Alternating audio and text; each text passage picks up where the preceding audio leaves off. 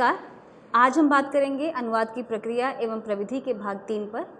इससे पहले हम अनुवाद की प्रक्रिया एवं प्रविधि भाग 1 और भाग 2 पर बात कर चुके हैं। तो आज की चर्चा का विषय रहेगा अनुवाद की प्रक्रिया एवं प्रविधि भाग 3। आज की चर्चा के महत्वपूर्ण बिंदु हैं अनुवाद, अनुवादक का व्यापार क्षेत्र, पाठक की भूमिका, द्विभाषिक की भूमिका और रचयिता की भूमिका। हम इसके पहले चर्चा कर चुके हैं कि अनुवादिका या अनुवादक किस तरीके से एक पाठ के ट्रांसलेशन के दौरान उनका रोल, उनकी भूमिका किस प्रकार बदलती है। तो उसी पर आज हम चर्चा करेंगे कि पाठक की भूमिका, द्विभाषिक की भूमिका और रचयिता की भूमिका। और बात करेंगे हम अनुवाद प्रक्रिया के विभिन्न सोपान, जिसकी विस्तृत चर्चा होगी अगले सत्र में। लेकिन इस सत्र में हमारी कोशिश रहेगी कि अनुवाद प्रक्रिया के जो 3 महत्वपूर्ण चरण हैं, विश्लेषण, अंतरण और पुनर्गठन, उसके पहले चरण यानी विश्लेषण, पाठक की भूमिका एवं अर्थग्रहण बोधन की प्रक्रिया पर हम इस सत्र में चर्चा करेंगे। इस प्रस्तुति का उद्देश्य रहेगा अनुवाद, अनुवादक का व्यापार क्षेत्र को जानना और उसके अंतर्गत अनुवादक की भूमिका यानी पाठक की भूमिका, द्विभाषिक की भूमिका और रचयिता की भूमिका। और इस प्रस्तुति के माध्यम से आप ये भी जानेंगे कि अनुवाद प्रक्रिया के विभिन्न सोपान कौन कौन से हैं। और पहला सोपान, जिसे हम विश्लेषण के नाम से जानते हैं, विश्लेषण, पाठक की भूमिका एवं अर्थग्रहण बोधन की प्रक्रिया, किस किस स्तर पर अनुवादक या अनुवादिका को पाठ का विश्लेषण करना होता है। जैसा कि मैंने शुरुआत में ही कहा कि इस विषय को हमने 4 सत्रों में विभाजित किया है। अनुवाद की प्रक्रिया एवं प्रविधि भाग 1, भाग 2, भाग 3 और भाग 4। आज इस चर्चा में हम भाग 3 पर बात करेंगे। भाग 1 में हमने अनुवाद प्रक्रिया, अनुवाद और अनुवादक पर चर्चा की थी। भाग 2 में अनुवाद प्रक्रिया के विभिन्न प्रारूपों की चर्चा की थी। और आज के इस मॉड्यूल में हमारी चर्चा का केंद्र होगा अनुवाद, अनुवादक का व्यापार क्षेत्र और अनुवाद प्रक्रिया का पहला सोपान, पहला चरण, विश्लेषण, पाठक की भूमिका एवं अर्थग्रहण बोधन की प्रक्रिया। आप जानते हैं और हम इस पर पहले चर्चा कर चुके हैं पिछले सत्र में कि नायडा, न्यूमार्क और बाथगेट ने किस प्रकार अनुवाद की प्रक्रिया के विभिन्न चरण बताए हैं। और जब आप यहाँ भी देख रहे हैं कि जो विश्लेषण, पाठक की भूमिका वाला जो बिंदु है, उसमें हमने उन तीनों को कवर करने की कोशिश की है। विश्लेषण, जो नायडा कहते हैं, पाठक की भूमिका एवं अर्थग्रहण बोधन की प्रक्रिया, जो न्यूमार्क कहते हैं, और उसी संदर्भ में हम बाथगेट के संदर्भ में भी इसे देख सकते हैं।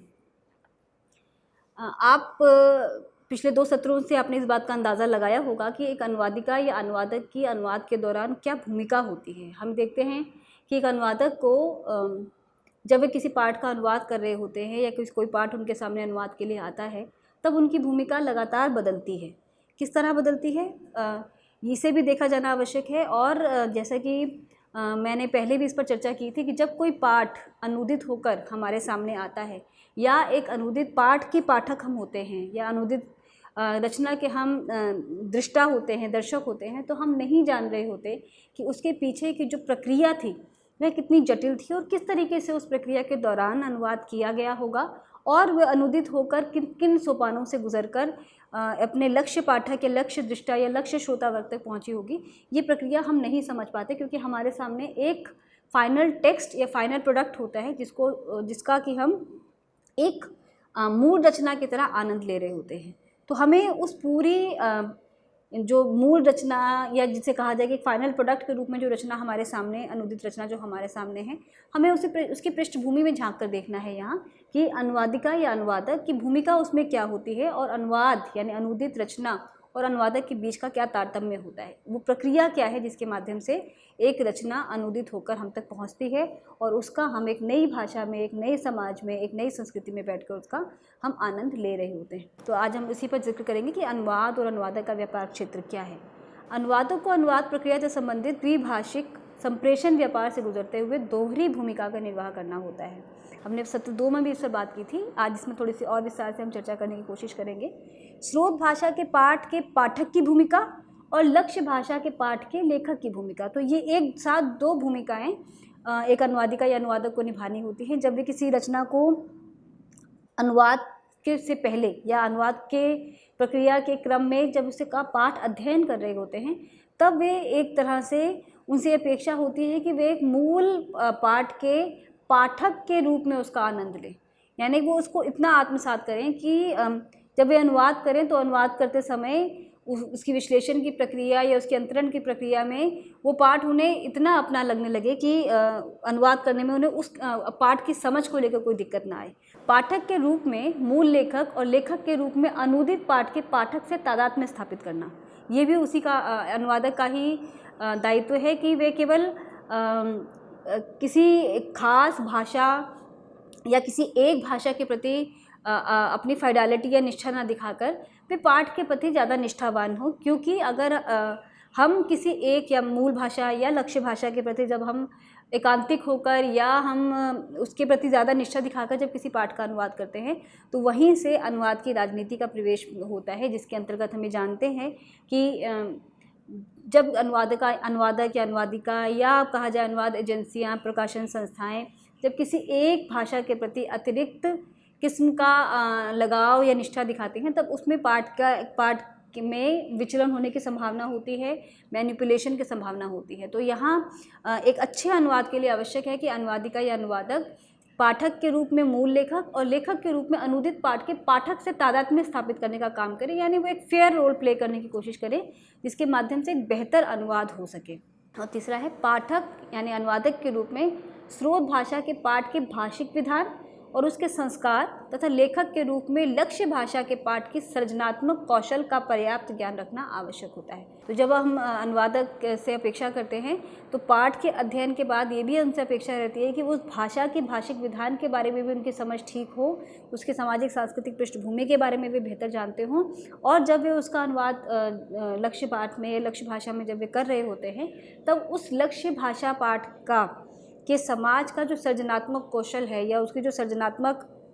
व्यवस्था है, किस तरीके से वहाँ कि पाठ को किस रूप में जाना चाहिए, इसकी समझ भी भाषा के स्तर पर, संस्कार के स्तर पर, या कहा जाए कि साहित्य या समाज की संस्कृति के संदर्भ में भी उसके पास इतनी समझ हो कि वह दोनों के बीच में सामंजस्य बिठा सके। तो पाठक की भूमिका क्या है, यानी एक पाठक के रूप में सबसे पहले अनुवादक का साक्षात्कार मूल रचना से ही होता है। इसका सर्वप्रथम दायित्व पाठक के रूप में मूल रचना में निहित संदेश, विषय वस्तु को समझना और उसका सही अर्थ ग्रहण करना होता है। अनुवादक को मूल लेखक के मंतव्य और मूल कृति के संपूर्ण कलेवर को जानने और समझने के लिए काफ़ी गहरे उतरना पड़ता है। हम जानते हैं कि कोई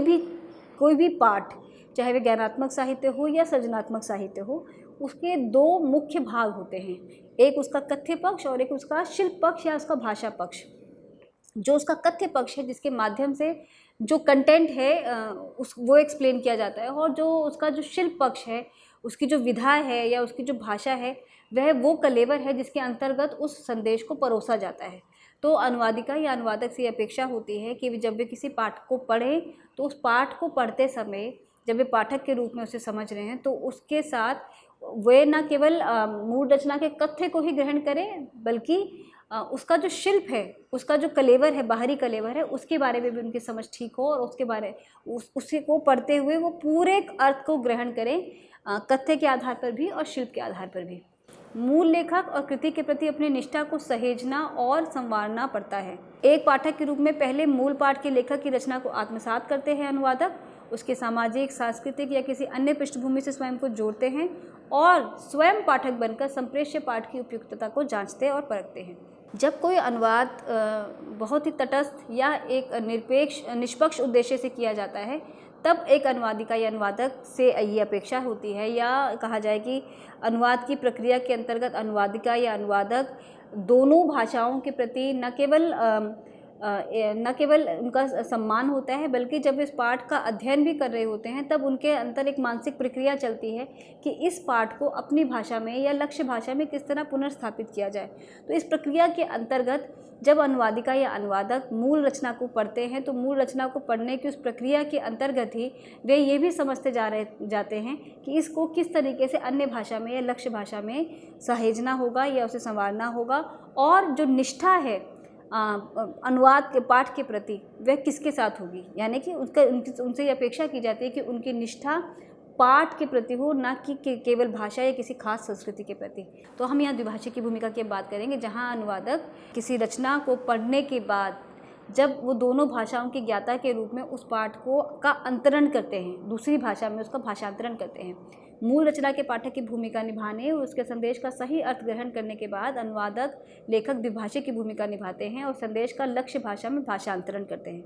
मूल रचना के संदेश को भली भांति समझने के बाद उसे लक्ष्य भाषा में बांधा जाता है। इसीलिए जब हम एक अनुवादक से अपेक्षा करते हैं कि जब वे कोई भी रचना का जब अनुवाद करने के लिए जाएं तो उससे पहले उनके पास 2 भाषाओं का ज्ञान हो और 2 भाषाओं के साथ साथ उस विषय या समाज, हाँ अगर वो सामाजिक सांस्कृतिक किस्म का पाठ है तो सामाजिक सांस्कृतिक पृष्ठभूमि के बारे में उन्हें जानकारी हो। तो यहाँ पर जो पिछले जो पाठक की भूमिका से जो अगला स्तर है वह द्विभाषिक की भूमिका, जहाँ वे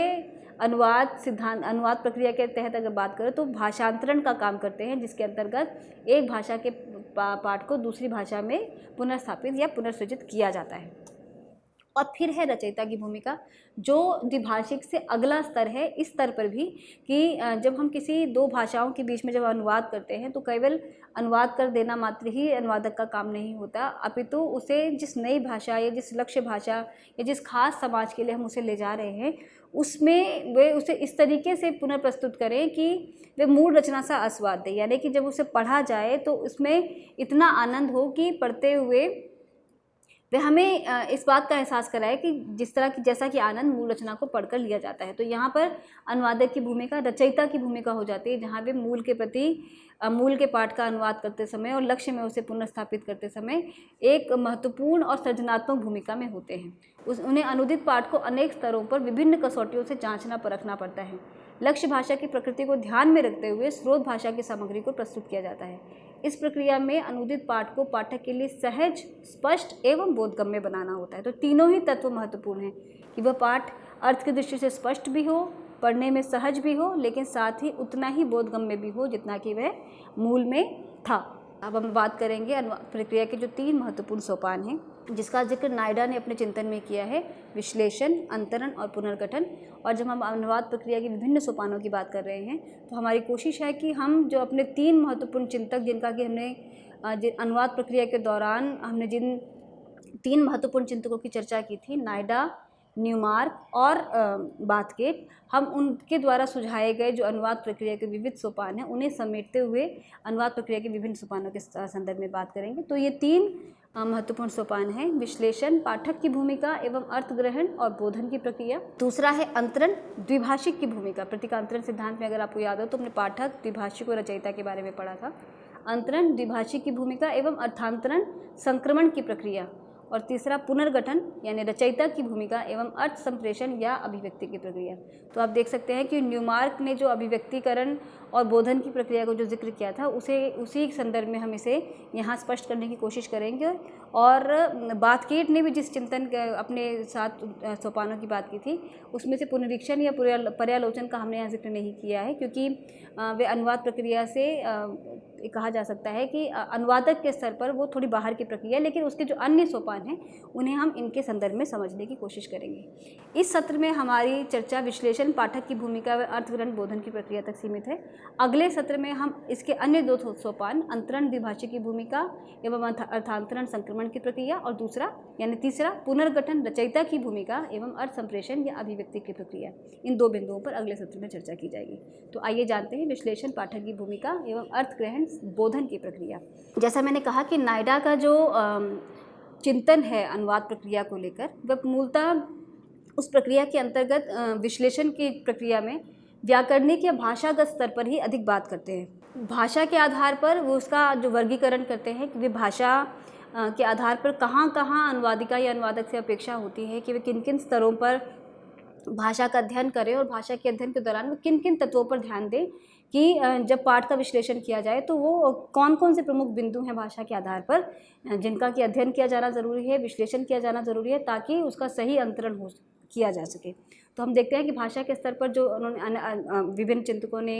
या अनुवाद प्रक्रिया के दौरान जो विश्लेषण के आधार पर जब हम चर्चा करते हैं तो कौन कौन से प्रमुख बिंदु हैं। तो पहला है लक्षणापरक एवं व्यंजनापरक अभिव्यक्तियों के स्तर पर। अब हम देखेंगे एक पानी शब्द के लिए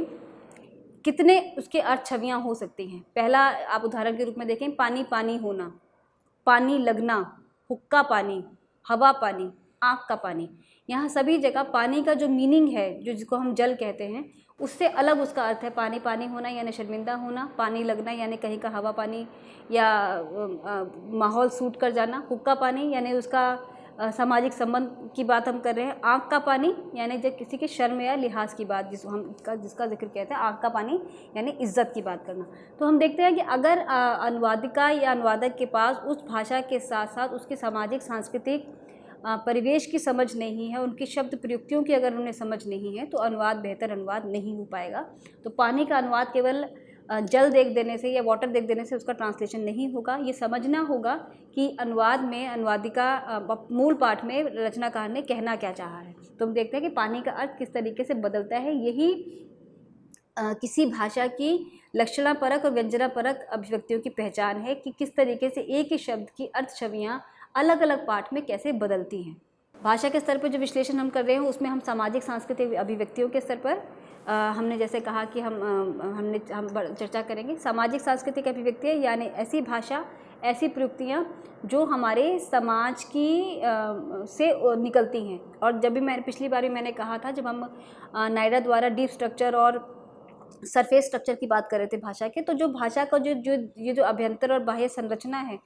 भाषा की जो अभ्यंतर संरचना है वो उसकी समाज और संस्कृति से निर्मित होती है। तो समाज और संस्कृति से आए जो शब्द हैं, उन शब्दों की सही समझ भी अनुवादिका या अनुवादक से अपेक्षा की जाती है कि वे रिश्ते नाते के शब्द हों, मौसम से संबंधित शब्द हों, त्योहारों से, रीति रिवाजों से संबंधित जो शब्द हैं, उन शब्दों की उन्हें न केवल समझ हो, अपितु तो उनकी अर्थ और उसके पीछे की जो परिकल्पनाएं हैं उसके बारे में भी उन्हें सही जानकारी हो, ताकि अनुवाद करते समय किसी तरह की कोई चूक ना हो।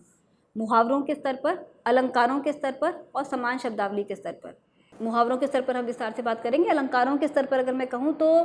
हमारा जो साहित्य है, सृजनात्मक साहित्य, उसमें हम अलंकारों का प्रयोग बहुत अधिक होता है। और ख़ासतौर पर अगर हम कहें जो छंदबद्ध साहित्य है या जो लयबद्ध साहित्य है, उसमें अलंकारों का प्रयोग अक्सर किया जाता है। इसमें अलग अलग अलंकार, यमक, अनुप्रास, श्लेष या रूपक या उपमा। तो अनुवादिका या अनुवादक से ये भी अपेक्षा की जाती है कि अलंकार का मतलब ऐसी भाषा जो सीधे सपाट अपनी बात ना कहकर घुमा कर या वक्रोक्ति में या कहें कि उसे साहित्यिक दृष्टि से अधिक खूबसूरत बनाकर उस बात को कहा जाता है। तो जैसा कि हम अक्सर बात भी करते रहे कि जब हम साहित्य की बात करते हैं तो एक ही शब्द में, एक ही वाक्य में या कथ्य में इतनी अर्थ छवियाँ होती हैं कि उन अर्थ छवियों तक पहुँचने की अपेक्षा एक अनुवादिका अनुवादक से की जाती है जब वे उसका अनुवाद कर रहे होते हैं। तो अनुवाद में अलंकारों के स्तर पर जब हम बात करते हैं कि जब हम उपमा की बात करते हैं तो उपमा के माध्यम से हम एक व्यक्ति की तुलना या किसी एक चीज़ की तुलना दूसरी चीज़ से करते हैं, तो वो उसका जो परिवेश का आज चाँद निकल आया या ईद का चाँद होना, जब हम बोलते हैं कि ईद का चाँद होना, तो उसका मतलब ईद का चाँद होने के साथ उसका मतलब ये भी है कि बहुत दिनों बाद दिखाई देना। तो जब हम इस तरीके से जब बात करते हैं जिसमें हमने एक तरह से कहा जाए कि एक उपमेय की तुलना उपमान से की, या हमने दो चीज़ों में जब तुलना की तो उसमें डायरेक्ट बात ना करके किसी और प्रतीक का इस्तेमाल किया, तो इन सब चीज़ों की समझ भी अनुवादिका अनुवादक को तभी हो सकती है जब वे उसके सामाजिक सांस्कृतिक परिवेश को बेहतर जानते हों, उसकी भाषा को जानते हों, उसकी ऐतिहासिक और सभ्यतागत जो निर्मिति है उसके बारे में भी उन्हें जानकारी हो।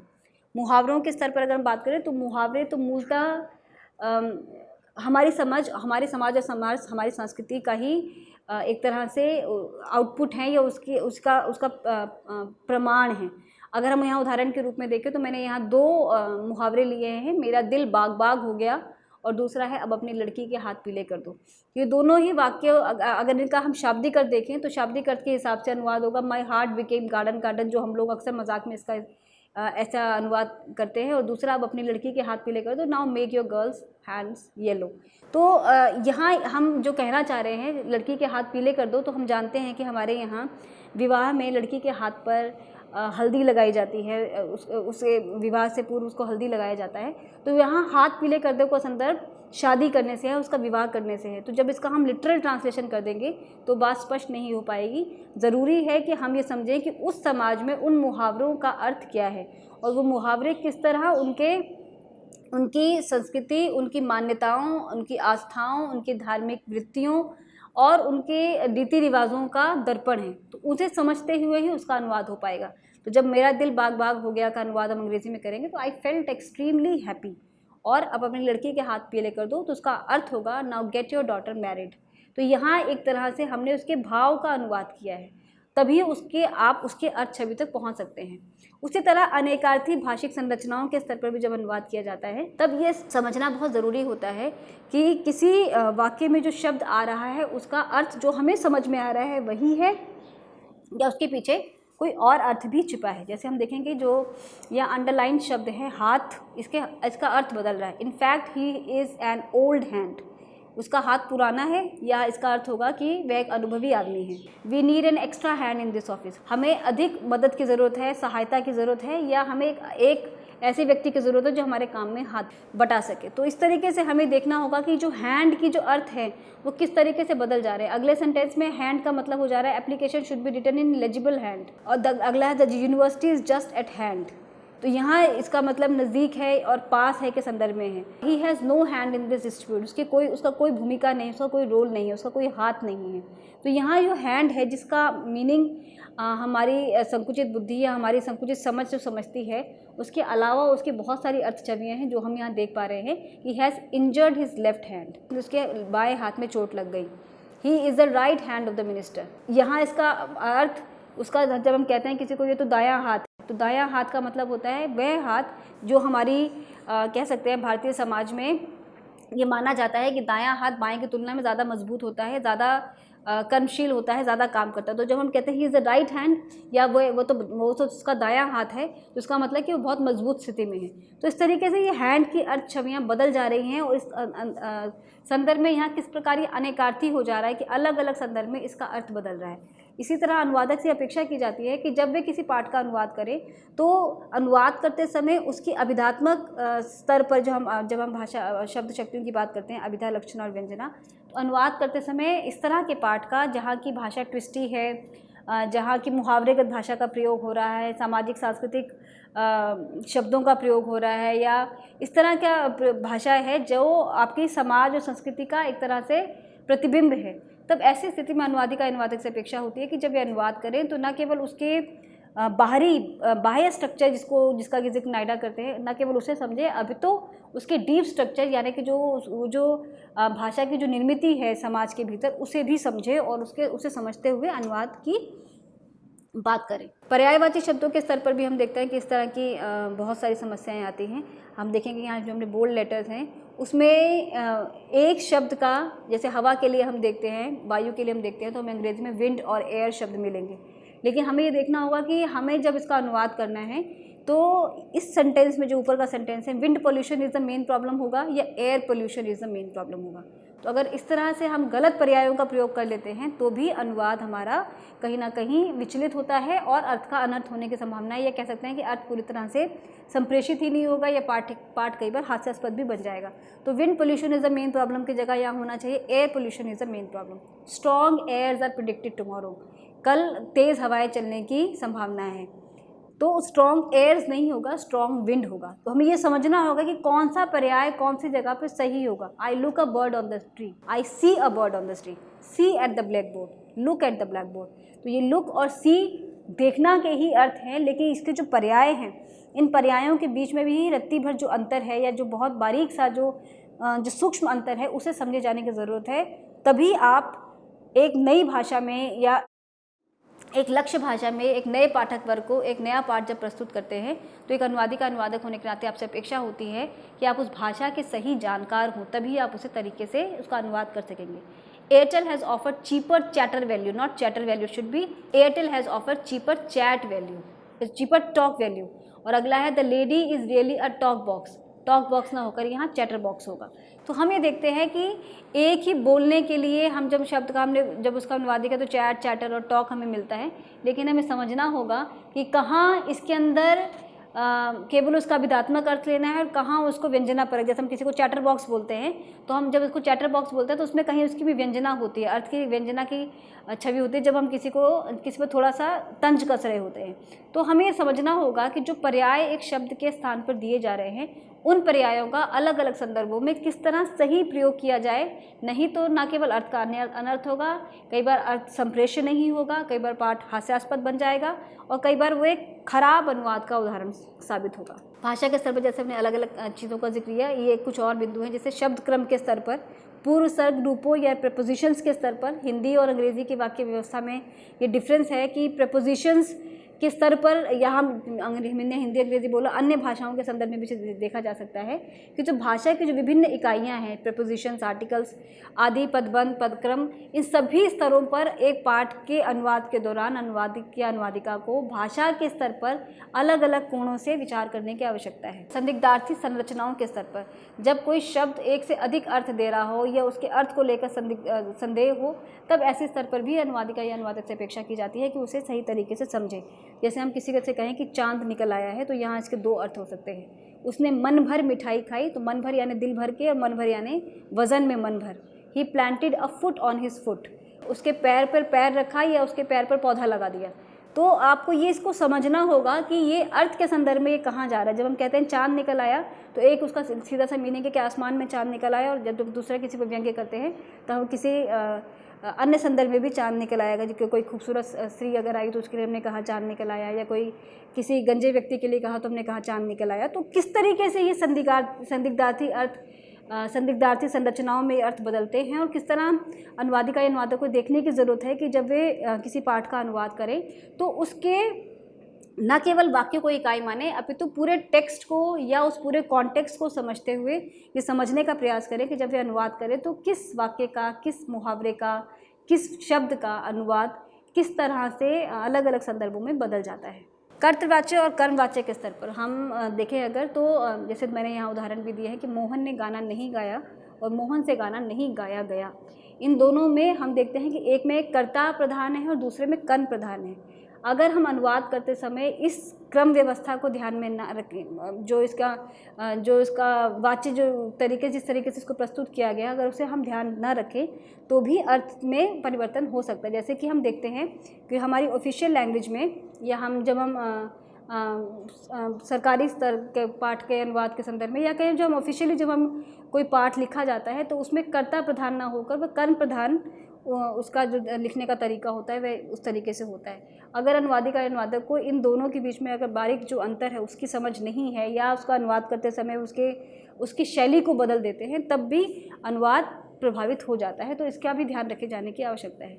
एक अन्य स्तर पर हम जानते हैं कि एक वचन और बहुवचन, तो जब अभी एक वचन होता है तो हम कहते हैं कि राम आता है, और हम जब कहते हैं कि बहुवचन हम कहते हैं लड़के आते हैं। तो लेकिन कई बार ऐसा ये भी होता है, जब हम अंग्रेज़ी में देखते हैं, अंग्रेज़ी में जो बहुवचन है जिसे हम प्लूरल्स कहते हैं, वो कई बार एक ग्रुप के सेंस में आता है, जहाँ वो है बेसिकली बहुवचन, लेकिन क्योंकि उसे हमने ग्रुप बना के उसे सिंगुलर कर दिया है, तब उसकी प्रयुक्ति में अंतर आ जाता है। जैसे अ ग्रुप ऑफ थिंग्स, तो यहाँ जो ग्रुप है वो अपने आप में बहुवचन का प्रतीक है, लेकिन जब इसका वाक्य में प्रयोग होगा तो हम बोलेंगे अ ग्रुप इज़ कमिंग। हम ये ग्रुप आर कमिंग नहीं कह सकते, क्योंकि हमने ग्रुप को यहाँ वचन, एक बड़े ग्रुप को हमने समूह में समेट लिया। तो इस तरीके से वो किस तरीके से अर्थ बदल जाता है। फ्लॉक ऑफ शीप, शीप यानी भेड़ों का झुंड।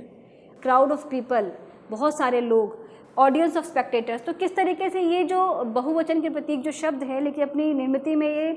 सिंगुलर हो जाते हैं। तो इनकी जब वाक्य प्रयुक्ति में हमें जब इसको इस्तेमाल करना होगा तो हमें ध्यान रखना होगा कि इसके बाद अब ये सिंगुलर हो गए हैं, तो इसके साथ आर का प्रयोग ना होगा, इसका प्रयोग होगा। तो ये कुछ एक ऐसे उदाहरण है जिसके माध्यम से हम कोशिश करते हैं जानने की कि किस तरीके से भाषा के स्तर पर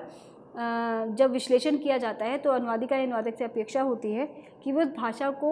बहुत गहरे स्तर पर जानते हों, उसकी पूरी निर्मिति को समझते हों, वाक्यगत, व्याकरणगत, संरचनागत और उसके अर्थगत, या उसे कहा जाए उसकी संकल्पना, या उसकी जिसे हम डीप स्ट्रक्चर, भाषा का डीप स्ट्रक्चर कहते हैं, उस संदर्भ में भी वह भाषा को दोनों स्तरों पर जाने और अनुवाद करते समय वो बारीकियों को पकड़े और उसी आधार पर उसका अनुवाद करें। आर्टिकल्स में हम देखते हैं अंग्रेजी में ए, एन और द का प्रयोग होता है। तो ए के साथ वाक्य का अर्थ कुछ और बन जाता है, एन के साथ अलग हो जाता है, और द के साथ उसका मायने बिल्कुल बदल जाते हैं। तो हम देखते हैं जैसे कि lunch, the lunch, school, the school, little, a little. तो किस तरीके से इसमें अर्थ में बदलाव हो जा रहा है। जब हम द लगा देते हैं तो किस तरह वो स्पेसिफिक हो जाता है। ए और एन किस तरीके से वॉवल्स के साथ लगता है, और अगर नहीं लगता है तो उसका अर्थ किस तरीके से बदल जाता है। अ स्कूल कहने में और द स्कूल कहने में क्या डिफरेंस है। ये भाषा की जो बारीकियां हैं, क्योंकि हम यहाँ अंग्रेजी के संदर्भ में बात कर रहे हैं, इसी तरीके से हम अन्य भाषा के संदर्भों में भी जब उसके व्याकरण की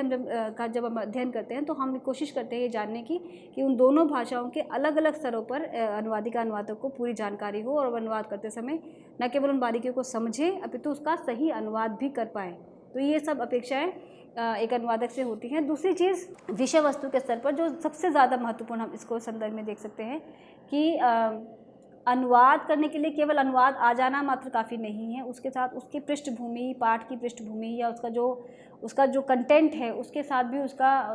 अनुवादक या अनुवादिका की समझ होनी चाहिए, ताकि वो समझ पाएँ कि जो पाठ उनके सामने है वो बेसिकली किस नेचर का है। जैसे आप पहला वाक्य देखें, bulls and bears clash together in the market. तो यहाँ जो हम बुल्स एंड बियर्स की बात करें तो हम शेयर मार्केट की बात करें, तो किस तरीके से शेयर मार्केट में या कॉमर्स मार्केट में किस तरह से बुल्स और बियर्स प्रतीकात्मक अर्थ रखते हैं। और जब हम यहाँ bulls and bears clash together in the market बोल रहे हैं तो उसका अर्थ वह नहीं है जो हमें इसका अभिधात्मक अर्थ समझ में आ रहा है। हमें उसके निहितार्थ को समझना होगा कि बुल यहाँ किसका प्रतीक है, बियर किसका प्रतीक है, और जब इसकी बात हो रही है तो किस तरह वो आर्थिक बाजार या कहा जाए कि शेयर मार्केट का प्रतिनिधित्व कर रहा है और किस संदर्भ में वहाँ किन दो इकाइयों की बात यहाँ हो रही है। The bees generally wake up very quickly in the light. तो यहाँ जब वेकअप का मतलब उठना या जाग जाना नहीं है, यहाँ इसका अर्थ जूलॉजी के संदर्भ में है कि लाइट में, रोशनी में बीज ज़्यादा जल्दी सक्रिय हो जाते हैं। तो सोकर उठना से इसका अर्थ नहीं है, यहाँ इसका मतलब बदल जाता है। The rights of the crown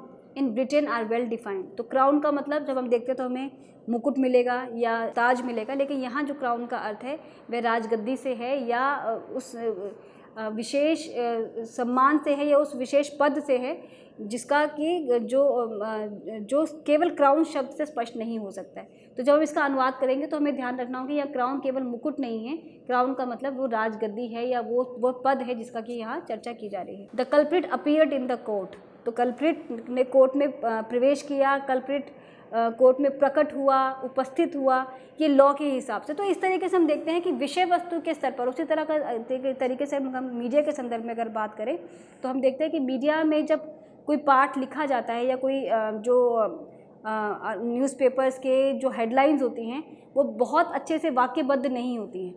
लेकिन वही उसका एक खास शैली है, उसका स्टाइल है, क्योंकि उसके माध्यम से कम शब्दों में कहकर बड़ी बात को कम्युनिकेट करने का प्रयास किया जाता है। तो विषय वस्तु के स्तर पर भी ये देखा जाना ज़रूरी है कि पाठ किस तरीके का है, अनुवाद की रणनीति क्या होगी, किस प्रकार के अनुवादक की हमें ज़रूरत होगी, किस तरह वह अनुवाद एक बेहतर अनुवाद हो पाएगा। तो इस आधार पर हम देखते हैं कि जब हम विश्लेषण की बात करते हैं पाठ के, तो किस तरीके से एक अनुवादिका या अनुवादक से अपेक्षा की जाती है कि जब वे किसी पाठ का अनुवाद करें तो भाषा के स्तर पर किन किन इकाइयों पर उनका विचार करने की आवश्यकता है, किस किस तरीके से भाषा के स्तर पर, शब्द क्रम के स्तर पर, प्रीपोजिशन के आधार पर, उपपद यानी आर्टिकल्स के आधार पर, विषय वस्तु के आधार पर, मुहावरे, सामाजिक सांस्कृतिक प्रयुक्तियों के आधार पर,